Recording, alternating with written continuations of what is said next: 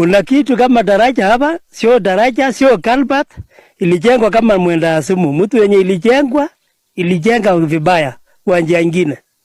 Sijui ni barabara ama ni nini. But now residents have been avoiding it, saying that it has hampered their movement instead of easing it. Kura yenye ilikuwa hapa Ruto iliongoza kwa saidi. Murkomen na chakucha hapa sehemu hii yetu. Hatuwezi jua hata inaishi wapi, inakaa wapi. Tunasikia tu ni waziri wa barabara lakini hatuwezi jua ni nani. Residents want authorities to investigate the workmanship of the contractor who built the bridges that have turned into barriers. Na kalbat zote ambazo zilijengwa eneo hili la Kaboson ni mbaya sana.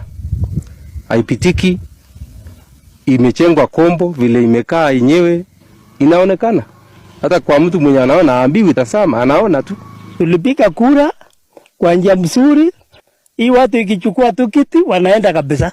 Wezi rudi.